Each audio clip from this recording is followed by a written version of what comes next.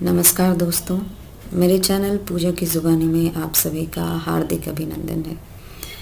जैसा कि मैंने पिछले वीडियो में आपसे प्रेमचंद जी की कहानी साझा की थी, इस वीडियो में भी मैं आपके सामने लेकर आई हूँ एक नई कहानी जिसका नाम है रहस्य। ये कहानी विमल और मंजुला के इर्द गिर्द घूमती है। इसमें एक तरफ विमल, जिन्होंने असहाय स्त्रियों के लिए अपने जीवन की सारी सुख सुविधाएं त्याग दी, वहीं दूसरी तरफ मंजुला एक ऐसी स्त्री थी जिसने अपने आत्मसम्मान को हमेशा सबसे ऊपर रखा। बहुत ही रोचक कहानी है और इससे हमें बहुत कुछ सीखने को भी मिलता है। आइए मैं आपसे साझा करती हूँ ये कहानी। विमल प्रकाश ने सेवाश्रम के द्वार पर पहुंचकर जेब से रुमाल निकाला और बालों पर पड़ी हुई गर्द साफ की। फिर उस रुमाल से जूतों की गर्द झाड़ी और अंदर दाखिला हुआ। सुबह को वह रोज टहलने जाता था और लौटती बार सेवाश्रम की देखभाल भी कर लेता है। वह इस आश्रम का बानी भी है और संचालक भी। सेवाश्रम का काम शुरू हो गया था। अध्यापिकाएं लड़कियों को पढ़ा रही थीं, माली फूलों की क्यारियों में पानी दे रहा था और एक दर्जे की लड़कियां हरी हरी घास पर दौड़ लगा रही थीं। विमल को लड़कियों की सेहत का बड़ा ख्याल रहता था। विमल एक क्षण में वहीं खड़ा प्रसन्न मन से लड़कियों की बाल क्रीड़ा देखता रहा, फिर आकर दफ्तर में बैठ गया। क्लर्क ने कल की आई हुई डाक उसके सामने रख दी। विमल ने सारे पत्र एक एक करके खोले और सरसरी तौर पर पढ़कर रख दिए। उसके मुख पर चिंता और निराशा का धूमिल रंग दौड़ गया। उसने धन के लिए समाचार पत्रों में जो अपील निकाली थी, उसका कोई असर नहीं हुआ। वह इसी चिंता में डूबा हुआ वहां से उठा और घर पर आकर सोचने लगा, यह संकट कैसे टाले। अभी साल का आधा भी नहीं गुजरा और आश्रम पर 12,000 का कर्ज हो गया था। साल पूरा होते तो वह 20,000 तक पहुंचेगा। अगर वह लड़कियों की फीस 1-1 रुपया बढ़ा दे तो 500 रुपये की आमदनी बढ़ सकती है। हॉस्टल की फीस 2-2 रुपये बढ़ा दे तो 500 रुपये और आ सकते हैं। इस तरह वह आश्रम की आमदनी में 12,000 सालाना की बढ़ती कर सकता है। लेकिन फिर उसका वह आदर्श कहाँ रहेगा कि गरीबों की लड़कियों को नाम मात्र फीस लेकर ऊंची शिक्षा दी जाए। काश उसे ऐसी अध्यापिकाओं की काफ़ी तादाद मिल जाती जो केवल गुजारे पर काम करती। क्या इतने बड़े देश में ऐसी 10-20 पढ़ी लिखी देवियाँ भी नहीं हैं? उसने कई बार अखबारों में यह ज़रूरत छपवाई भी थी, मगर आज तक कभी किसी ने कोई जवाब ही न दिया। अब फीस बढ़ाने के सिवा उसके पास और कोई रास्ता न बचा था। इसी वक्त उसके द्वार के सामने एक तांगा आकर रुका और एक महिला उतरकर बरामदे में आई। विमल ने कमरे से बाहर निकलकर उनका स्वागत किया और उन्हें अंदर ले जाकर एक कुर्सी पर बिठा दिया। देवी जी रूपवती तो न थी, पर उनके मुख पर शिष्टता और कुलीनता की आभा जरूर थी। औसत कद, कोमल गाथ, चंपई रंग, प्रसन्न मुख, खूब बनी सवरी हुई, मगर उस बनाव संवार में ही जैसे अभाव की झलक थी। विमल के लिए यह कोई नई बात न थी। जब से उसने सेवाश्रम खोला था, भले घर की देवियां अक्सर उससे मिलने आती रहती थीं। देवी जी ने कुर्सी पर बैठते हुए कहा, जी मैं पहले अपना नाम बता दूं, मुझे मंजुला कहते हैं। मैंने कुछ दिन हुए लीडर पत्रिका में आपकी नोटिस देखी थी और उसी प्रयोजन से आपकी सेवा में आई हूँ। यूँ तो आपसे मिलने का शौक बहुत दिनों से था, पर कोई अवसर ना निकाल पाती थी।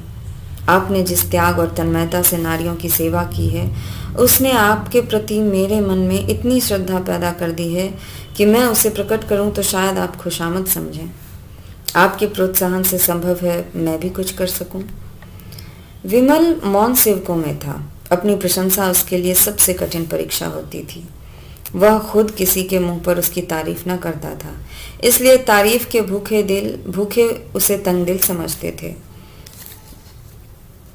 उसने अपना उखड़ा हुआ पांव जमाते हुए कहा, यह तो बहुत अच्छी बात होगी। आप शौक से आए, सेवाश्रम की दशा तो आपको मालूम ही होगी। जी मैं इस इरादे से यहाँ नहीं आई हूँ। ओह, यह मैं पहले ही समझ गया था। मेरी यह आशा न थी, यूं ही कह दिया। अच्छा, आपका मकान यही है क्या? मंजुला देवी का घर लखनऊ में है। जालंधर के कन्या विश्वविद्यालय से शिक्षा पाई है, अंग्रेजी में अच्छी लियाकत है, घर के काम धंधे में भी कुशल है और सबसे बड़ी बात यह है कि उनके हृदय में सेवा का उत्साह है। अगर ऐसी स्त्री सेवाश्रम का भार अपने ऊपर ले ले तो क्या कहना।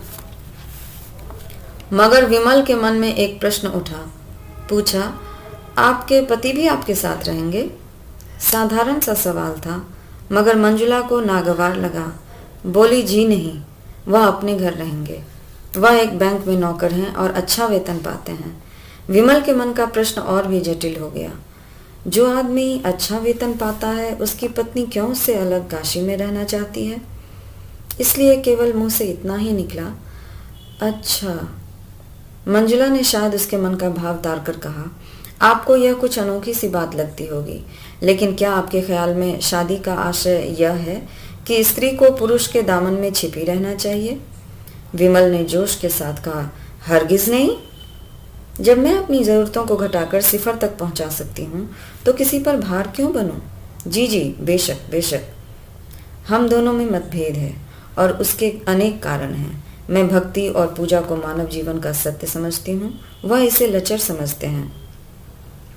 यहाँ तक कि ईश्वर में भी उनका विश्वास नहीं है। मैं हिंदू संस्कृति को सबसे ऊंचा समझती हूँ। उन्हें हमारी संस्कृति में ऐब ही ऐब नजर आते हैं। ऐसे आदमी के साथ मेरा निबाह कैसे हो सकता है? विमल खुद भी भक्ति और पूजा को ढोंग समझता था और इतनी सी बात पर किसी स्त्री का पुरुष से अलग हो जाना उसकी समझ में न आया। उसे ऐसी कई मिसालें याद थी जहाँ स्त्रियों ने पति के विधर्मी हो जाने पर भी अपने व्रत का पालन किया। इस समस्या का व्यवहारिक अंग ही उसके सामने था। पूछा, लेकिन उन्हें कोई आपत्ति तो न होगी? मंजुला ने गर्व के साथ कहा, मैं ऐसी आपत्तियों की परवाह नहीं करती। अगर पुरुष स्वतंत्र है तो स्त्री भी स्वतंत्र है। फिर उसने नर्म होकर करुण स्वर में कहा, यूँ कहिए कि हम और वह 3 साल से अलग रहते हैं। रहते तो हैं एक ही मकान में, लेकिन बोलते नहीं। जब कभी वह बीमार पड़े हैं, मैंने उनकी तीमारदारी की है। उन पर कोई संकट आया है तो मैंने उनसे सच्ची सहानुभूति की है। लेकिन मैं मर भी जाऊं तो उन्हें दुख नहीं होगा। वह खुशी होंगे कि गला छूट गया। वह मेरा पालन पोषण करते हैं, इसलिए। यह कहते हुए उसका गला भराया। एक क्षण तक वह चुपचाप जमीन की ओर ताकती रही। फिर उसे भय हुआ कि कहीं विमल उसे हल्का और ओछी न समझ रहा हो, जो अपने जीवन के गुप्त रहस्यों का ढिंढोरा पीटती रहती है। इस भ्रम को विमल के मन से निकालना भी जरूरी था। उसने उसे यकीन दिलाया कि आज तक किसी ने उसके मुंह से ये शब्द नहीं सुने। यहाँ तक कि उसने अपने मन की व्यथा कभी अपनी माता से भी नहीं कही। विमल वह पहला व्यक्ति है जिससे उसने ये बातें कहने का साहस किया है, और इसका कारण भी यही है कि वह जानती है कि उसके दिल में दर्द है और एक स्त्री की विवशता का अंदाजा कर सकता है। विमल ने लजाते हुए कहा, जी यह आपकी कृपा है जो मेरे बारे में आप ऐसा ख्याल रखती हैं। और उसके मन में मंजुला के प्रति श्रद्धा उत्पन्न हो गई।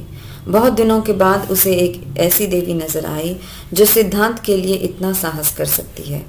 ऐसी स्त्री के हाथों में वह सेवाश्रम बड़ी खुशी से सौंप देगा। मंजुला भी इसके लिए तैयार होकर ही आई थी। मंजुला के जीवन में आत्मदान की मात्रा ही ज्यादा थी। देह को वह इस भावना की पूर्ति का साधन मात्र समझती थी। दुनिया की बड़ी से बड़ी विभूति भी उसे शांति न दे सकती थी। मिस्टर मेहरा से उसे केवल इसलिए अरुचि थी क्योंकि जीवन उनके लिए इच्छाओं में बहने का नाम था। स्वार्थ की सिद्धि में नीति या धर्म की बाधा उनके लिए असह्य थी। अगर उनमें कुछ उदारता होती और मंजुला से मतभेद होने पर भी वह उसकी भावनाओं का आदर करते और कम से कम मुख से ही उसमें सहयोग करते तो मंजुला का जीवन सुखी होता। पर उस भले आदमी की पत्नी से जरा भी सहानुभूति न थी और वह हर एक अवसर पर उसके मार्ग में आकर खड़े हो जाते थे और मंजुला मन ही मन सिमट कर रह जाती थी और उसकी आत्मा पिंजरे में बंद पक्षी की भांति हमेशा बेचैन रहती थी। उसका अहम भाव इतना प्रसन्न हो गया था कि वह जीवन से विरक्त होकर बैठ सकती थी। वह अपने व्यक्तित्व को स्वतंत्र और पृथक रखना चाहती थी। उसे इसमें गर्व और उल्लास होता था कि वह भी कुछ है। लेकिन यथार्थताओं के इस संसार में आकर उसे मालूम हुआ कि आत्मदान का जो आशय उसने समझ रखा था वह सरासर गलत था। सेवाश्रम में ऐसे लोग अक्सर आते रहते थे जिनसे थोड़ी सी खुशामद करके वह बहुत कुछ सहायता ली जा सकती थी, लेकिन मंजुला का आत्माभिमान खुशामद पर किसी तरह राजी न होता था। उनके यशगान से भरे हुए अभिनंदन पत्र पढ़ना, उनके भवनों पर जाकर उन्हें सेवाश्रम के मुआयने का न्योता देना या रेलवे स्टेशन पर जाकर उनका स्वागत करना, ये ऐसे काम थे जिनसे उसे हार्दिक घृणा होती थी, लेकिन सेवाश्रम के संचालन का भार उस पर था और उसे अपने मन को दबाकर और कर्तव्य का आदर्श सामने रखकर यह सारी नाजबरदारियां करनी पड़ती थीं। इसके विरुद्ध वह विमल को देखती थी कि उसके चेहरे पर कभी शिकन नहीं आती। वही साहस्य मुख, वही उत्सर्ग से भरा हुआ उद्भाव, वही क्रियाशील तन्मयता, छोटे से छोटे काम के लिए हमेशा हाजिर। सेवाश्रम की कोई कन्या या अध्यापिका बीमार पड़ जाए, विमल उसकी तीमारदारी के लिए हमेशा मौजूद रहता था। उसने एक रास्ता पकड़ लिया है और उस पर कदम बढ़ाता चला जा रहा है। उसे विश्वास है कि इसी रास्ते से वह अपने ध्येय पर पहुंचेगा। राह में जो यात्री मिल जाते हैं उन्हें अपना संगी बना लेता है। जो कलेवा लेकर चला है वह संगियों को बांटकर खाने में आनंद पाता है। उसे नित्य परेशानियां उठानी पड़ती हैं, खुशामदें करनी पड़ती हैं, अपमान सहने पड़ते हैं, अयोग्य व्यक्तियों के सामने सिर झुकाना पड़ता है, भीख मांगनी पड़ती है, मगर उसे कोई गम नहीं। वह कभी निराश नहीं होता, कभी बुरा नहीं मानता। अध्यापिकाएं तो अक्सर साधारण सी बातों पर ही शिकायतें करने लगती, कभी कभी रूठ कर जाती हैं और सेवाश्रम से विदा भी हो जाती हैं। अगर धोबन ने कपड़े खराब धोए या कहारिन ने उनकी साड़ी में दाग डाल दिए या चौकीदार ने उनके कुत्ते को दुत्कार दिया या उनके कमरे में झाड़ू नहीं लगी या ग्वाले ने दूध में पानी मिला दिया, तो इसमें सेवाश्रम के अधिकारियों का क्या दोष। मगर इन्हीं बातों पर यहाँ रोना गाना मच जाता है। दुनिया सिर पर उठा ली जाती है और विमल सेवक की भांति अनुनय विनय करके उनका गुस्सा ठंडा करता है। इसका फल यह है कि अध्यापिकाओं को की उस पर श्रद्धा होती जाती है। मगर मंजुला विमल से कुछ खिंची रहती है, कभी उससे कोई शिकायत नहीं करती, कभी उससे किसी मामले में सलाह नहीं लेती। यद्यपि वह दिल में समझती है कि जिस दुनियादारी को वह आत्मा का पतन कहकर उसे हे समझती है वह वास्तव में विकसित मानवता का ही रूप है, फिर भी अपने सिद्धांत प्रेम के अभिमान को तोड़ डालना उसके लिए कठिन है। और इस अभिमान के होते हुए भी विमल की विशुद्ध निस्वार्थ व्यवहारिकता उसे जबरदस्ती अपनी ओर खींचती है। विमल में स्वार्थ का लेश भी नहीं है, अभिमान उसे छू भी नहीं पाता, उसके त्याग की कोई सीमा नहीं। मंजुला के आध्यात्मिक जीवन में मनुष्य का यही सबसे ऊंचा आदर्श था, लेकिन विमल को उस आदर्श के समीप देखकर उसे एक प्रकार के हार का बोध होता था। आदर्श का महत्व इसी में है कि वह पहुंच से बाहर हो। अगर वह साध्य हो जाए तो आदर्श ही क्यों रहे। उसने अपनी तीव्र दृष्टि में देख लिया था कि विमल उसकी कारगुजारियों से संतुष्ट नहीं है, फिर भी वह उससे शिकायत क्यों नहीं करता, उससे जवाब क्यों नहीं मांगता। उसी तीव्र दृष्टि से उसने यह भी ताड़ लिया कि विमल उसके रूप रंग से अप्रभावित नहीं है। फिर यह शीतलता और उदासीनता क्यों? क्या इससे यह सिद्ध नहीं होता कि वह कपटी या कायर है? औरों से वह कितना खुलकर मिलता है, कितनी हमदर्दी से पेश आता है, तो मंजुला से वह क्यों दूर दूर रहता है? क्यों उससे ऊपरी मन से बातें करता है? कि वह पहले दिन का निष्कपट व्यवहार कहाँ गया? यह खुशामद उसे मुबारक रहे। मंजुला सेवा करेगी, पर अपने आत्माभिमान को अछूता रखकर। एक दिन प्रातःकाल मंजुला बगीचे में टहल रही थी कि विमल ने आकर उसे प्रणाम किया और उसे सूचना दी कि सेवाश्रम का वार्षिक उत्सव निकट आ रहा है, उसके लिए तैयारियां करनी चाहिए। मंजुला ने उदासीन भाव से पूछा, यह जलसा तो हर साल ही होता है? विमल ने कहा, जी हाँ, हर साल, मगर अब की ज़्यादा समारोह से करने का विचार है। जी, मेरे किए जो कुछ हो सकता है वह मैं भी करूँगी, हालांकि आप जानते हैं कि मैं इस विषय में ज़्यादा निपुण नहीं हूँ। विमल ने कहा, इसकी सफलता का सारा भार आप ही के ऊपर है। जी, मेरे ऊपर? जी हाँ, आप चाहें तो यह आश्रम कहाँ से कहाँ पहुँच जाए। जी, मेरे विषय में आपका अनुमान गलत है शायद। विमल ने विश्वास भरे स्वर में कहा, मेरा अनुमान गलत है या आपका, यह तो जल्द ही मालूम हो जाएगा। आज यह पहली प्रेरणा थी जो विमल ने मंजुला से की। जिस दिन से उसने सेवाश्रम उसके हाथ में सौंपा था, उस दिन से कभी इस विषय में कोई आदेश न दिया था। उसे कभी इसका साहस ही न हुआ। मुलाकातों में इधर उधर की बातें होकर रह जाती थीं। शायद विमल समझता था कि मंजुला ने जो त्याग किया है वह काफ़ी से ज़्यादा है और उस पर अब और बोझ डालना जुल्म होगा। या शायद वह देख रहा था कि मंजुला का मन इस संस्था में रम जाए तो कुछ कहे। आज तो उसने विनय और आग्रह से भरा हुआ यह आदेश दिया तो मंजुला में एक नई स्फूर्ति दौड़ गई। सेवाश्रम से ऐसा निजत्व उसे कभी न हुआ था। विमल ने उसे जो दुर्भावनाएं थी सब जैसे काई की तरह फट गई और वह पूर्ण तन्मयता के साथ तैयारियों में लग गई। अब तक वह क्यों आश्रम से इतनी उदासीन थी, इस पर उसे आश्चर्य होने लगा। एक सप्ताह तक वह रात दिन मेहमानों के आदर सत्कार में व्यस्त रही। खाने की फुर्सत न मिलती। दोपहर का खाना तीसरे पहर मिलता। कोई मेहमान किसी गाड़ी से आता, कोई किसी गाड़ी से। अक्सर उसे रात को भी स्टेशन जाना पड़ता। उस पर तरह तरह के कर्तव्यों का रिहर्सल भी करना पड़ता। अपने भाषण की तैयारी अलग। इस साधना का पुरस्कार तो मिला कि जलसा हर एक दृष्टि से सफल रहा और कई हजार की रकम चंदे में मिल गई। विमल भी दौड़ धूप में लगा हुआ पहले तो कई दिन तक पंडाल बनवाने में और मेहमानों की दावत का इंतजाम करने में लगा रहा। इधर मंजुला को ऐसा बुखार कभी ना आया था। 3 ही दिन में ऐसी हो गई जैसे बरसों की बीमार हो।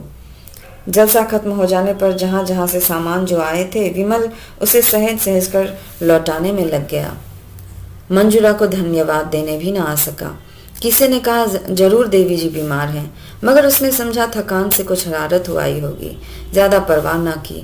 लेकिन चौथे दिन खबर मिली कि बुखार अभी तक नहीं उतरा और बड़े जोर का है, तो वह बदहवास दौड़ा हुआ आया और अपराधी भाव से उसके सामने खड़ा होकर बोला, अब कैसी तबीयत है? आपने मुझे बुला क्यों न लिया? मंजुला को ऐसा जान पड़ा जैसे एकाएक उसका बुखार हल्का हो गया है। सिर का दर्द भी कुछ शांत होता हुआ जान पड़ा। लेटे लेटे विवश आंखों से ताकती हुई बोली, बैठ जाइए, आप खड़े क्यों हैं? फिर तो मुझे भी उठना पड़ेगा। विमल ने इस भाव से देखा मानो उसका बस होता तो यह सारा ताप और दर्द खुद ले लेता। फिर आग्रह कर बोला, नहीं नहीं, आप लेटी रहें, मैं बैठ जाता हूँ। इसका अपराधी मैं ही हूँ। मैंने ही आपको इस जहमत में डाला, मुझे क्षमा कीजिए। मैंने आपसे वह काम लिया जो मुझे खुद करना चाहिए था। मैं अभी जाकर डॉक्टर को बुला लाता हूँ। क्या कहूँ, मुझे ज़रा भी खबर ना हुई। फिजूल के कामों में ऐसा फंसा रहा कि। और जैसे ही वह उठा मंजुला ने उसे रोकते हुए कहा, नहीं नहीं, डॉक्टर की कोई ज़रूरत नहीं। आप जरा भी परेशान ना हो, मैं बिल्कुल ठीक हूँ, कल तक उठ के भी बैठ जाऊंगी। उसके मन में और कितनी ही बातें उठी, मगर उसने ओठ बंद कर लिए। इस आवेश में वह न जाने क्या क्या बक जाएगी। अभी तक विमल ने शायद उसे देवी समझकर उसके सामने सिर झुकाया है, उससे दूर अवश्य रहा है, मगर इसलिए नहीं कि वह समीप आना नहीं चाहता, बल्कि इसलिए कि अपनी सरलता में, अपनी साधना में उसके समीप आने में झिझकता है कि कहीं देवी को नागवार न गुजरे। विमल ने अपने मन में उसे जिस ऊंचे आसन पर बिठा दिया है उससे नीचे वह ना आएगी। विमल को मालूम नहीं वह कितना सात्विक, कितना विशाल आत्मा पुरुष है।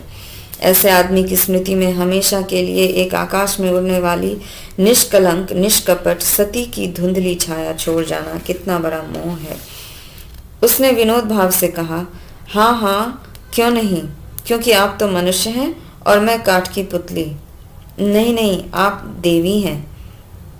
नहीं नहीं, एक नादान औरत। आपने जो कुछ कर दिखाया है ना, वह मैं 100 जन्म लेकर भी ना कर सकता था, विमल ने कहा। जी, उसका कारण भी आपने सोचा? यह स्त्री की विजय नहीं, उसकी हार है। अगर इन दोषों के साथ मैं स्त्री न होकर पुरुष होती तो शायद इसकी चौथाई सफलता भी न मिलती। यह मेरी जीत नहीं, मेरे नारित्व की जीत है। रूप तो आसार वस्तु है जिसकी कोई हकीकत नहीं।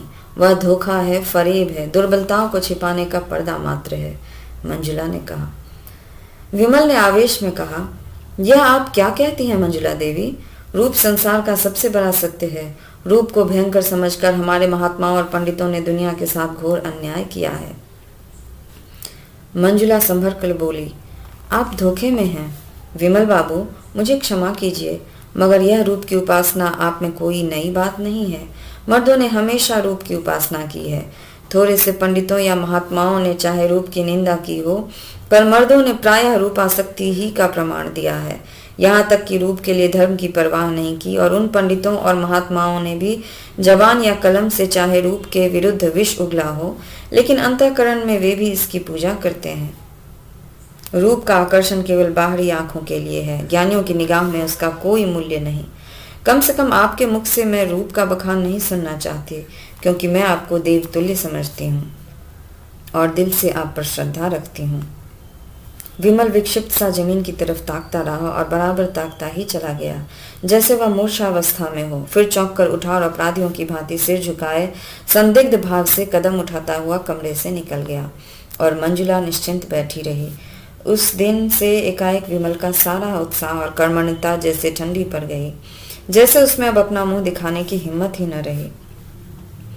इधर मंजुला उसके मनोरहस्य को समझने में असमर्थ है। विमल ने अपनी साधना और सद्भावना से उसे अपनी ओर आकर्षित कर लिया है, इसमें संदेह नहीं। वह एक नारी की गहरी अंतर्दृष्टि से देख रही है कि विमल भी उसका उपासक बन बैठा है। उसने बरसों से जिंदगी बसर की है, उसमें प्रेम नहीं है, सेवा है, और कर्तव्य का दामन पकड़कर भी उसे अपनी अपूर्णता का ज्ञान होता रहा है।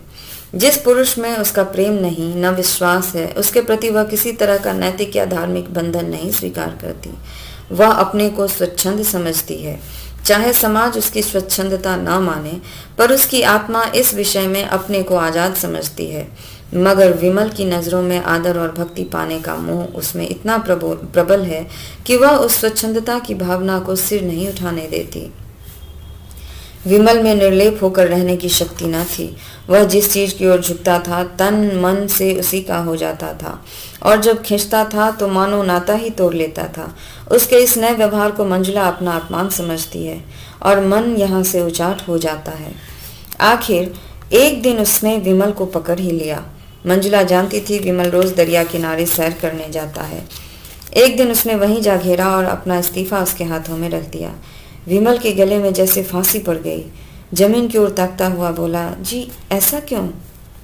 मंजुला, इसलिए कि मैं अपने आप को इस काम के योग्य नहीं समझ पाती। विमल, संस्था तो खूब चल रही है। मंजुला, फिर भी मैं यहाँ रहना नहीं चाहती। विमल, मुझसे कोई अपराध हुआ है क्या?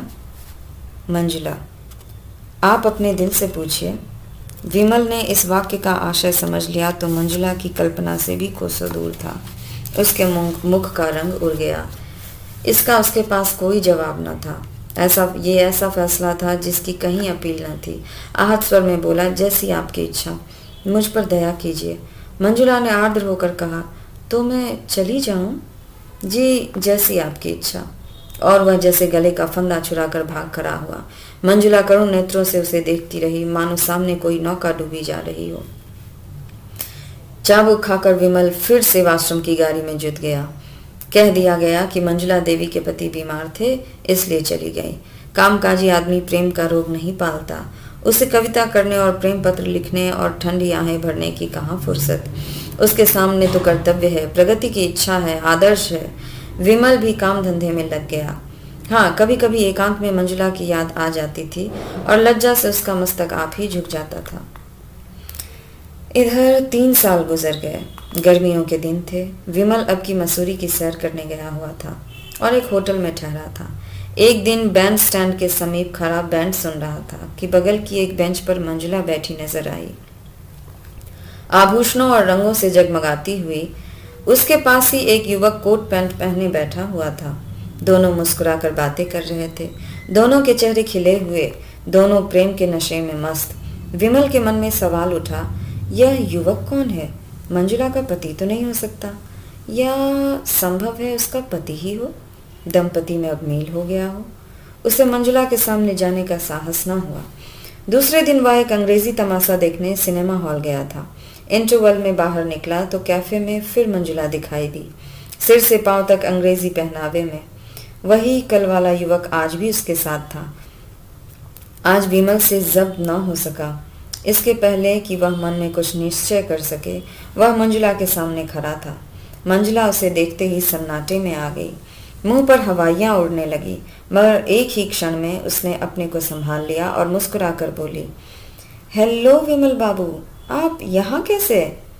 और उसने उस नवयुवक से विमल का परिचय कराया। आप महात्मा पुरुष हैं, काशी के सेवाश्रम के संचालक, और यह मेरे मित्र मिस्टर खन्ना हैं, जो अभी हाल में इंग्लैंड से ICF होकर आए हैं। दोनों आदमियों ने हाथ मिलाए। मंजुला ने पूछा, सेवाश्रम तो खूब चल रहा है, मैंने उसकी वार्षिक रिपोर्ट पत्रों में पढ़ी थी। आप यहाँ कहाँ ठहरे हुए हैं? विमल ने अपने होटल का नाम बताया। फिर खेल शुरू हो गया। खन्ना ने कहा, खेल शुरू हो गया है, चलो अंदर चलें। मंजुला ने कहा, तुम जाकर देखो, मैं ज़रा मिस्टर विमल से बातें करूँगी। खन्ना ने विमल को जलती हुई आंखों से देखा और अकड़ता हुआ अंदर की ओर चला गया। मंजुला और विमल बाहर आकर हरी हरी घास पर बैठ गए। विमल का हृदय गर्व से फूल रहा था। आशा में उल्लास की चांदनी सी हृदय पर छिटकी हुई थी। मंजुला ने गंभीर स्वर में पूछा, आपको मेरी याद काहे को आई होगी? कई बार इच्छा हुई कि आपको पत्र लिखूं, लेकिन संकोच के मारे ना लिख सकी। आप मजे में तो थे। विमल को उसका यह उलाहना बुरा लगा। कहाँ अभी हास्य विनोद में मग्न थी, कहाँ उसे देखते ही गंभीरता की पुतली बन गई। रूखे स्वर में बोला, हाँ, बहुत अच्छी तरह था। आप तो आराम से थी। मंजुला ने करुण स्वर में कहा, मेरे भाग्य में तो आराम लिखा ही नहीं है मिस्टर विमल। पिछले साल पति का देहांत हो गया। उन्होंने जितनी जायदाद छोड़ी, उससे ज़्यादा कर्ज छोड़ा। इन्हीं उलझनों में पड़ी रही। स्वास्थ्य भी बिगड़ गया। डॉक्टरों ने पहाड़ पर रहने की सलाह दी, तब से यहीं पड़ी हुई हूँ। तो आपने मुझे खत तक न लिखा? जी, आपके सिर यूं ही क्या कम बोझ है कि मैं अपनी चिंताओं का भार रख देती? फिर भी एक मित्र के नाते मुझे खबर तो देनी ही थी ना। मंजुला ने स्वर में श्रद्धा भरकर कहा, आपका काम इन झगड़ों में पड़ना नहीं है विमल बाबू। आपको ईश्वर ने सेवा और त्याग के लिए रचा है, वही आपका क्षेत्र है। मैं जानती हूँ आपकी मुझ पर दया दृष्टि है। मैं कह नहीं सकती मेरी नज़रों में उसका कितना मूल्य है। आप ज्ञानी हैं, संसार के सुख कितने अनित्य हैं आप खूब जानते हैं। आप मनुष्य हैं, आप में भी इच्छाएं हैं, लेकिन इन्हीं इच्छाओं पर विजय पाकर ही आपने यह ऊंचा पद पाया है। उसकी रक्षा कीजिए, और आध्यात्म ही आपकी इसमें मदद कर सकता है। उसकी साधना से आपका जीवन सात्विक होगा और मन पवित्र होगा। विमल ने अभी अभी मंजुला को आमोद प्रमोद में क्रीड़ा करते देखा था। खन्ना से उसका संबंध किस तरह का है यह भी वह समझ रहा था। फिर भी इस उपदेश में उसे सच्ची सहानुभूति का संदेश मिला। उसके भीतर का अहंकार उसकी लोलुपता से बलवान था। सद्भावना से भरकर बोला, देवी जी, आपने जिन शब्दों से मेरा सम्मान किया है उसके लिए आपका एहसानमंद हूँ। कहिए, मैं आपकी क्या सेवा कर सकता हूँ? मंजुला ने उठते हुए कहा, आपकी कृपा दृष्टि ही काफ़ी है विमल बाबू। उसी वक्त खन्ना सिनेमा हॉल से बाहर आया। फिर दोनों बातें करते वहाँ से चले गए। इधर विमल काफ़ी देर तक वहाँ बैठा मंजुला के रहस्यमय अवतारों के बारे में सोचता रहा। ये कहानी जब मैंने पढ़ा मुझे बहुत अच्छी लगी। एक स्त्री का आत्मसम्मान कितना ऊपर होता है, ये उस वक्त भी समाज में देखने को मिला होगा। इसीलिए प्रेमचंद जैसे साहित्यकार ने इसे अपने कहानी में उकेरा, और मुझे लगा कि मुझे ये कहानी आप सबसे साझा करनी चाहिए, तो मैं इसे लेकर आ गई। आशा करती हूँ आप सभी को बहुत अच्छा लगा होगा। तो जाने से पहले मेरे चैनल को लाइक करिए, सब्सक्राइब करिए और मुझे अपना संपूर्ण सहयोग दीजिए। अगले वीडियो में फिर आप सबके सामने हाजिर होती हूँ। तब तक के लिए आप सबका बहुत बहुत आभार। धन्यवाद।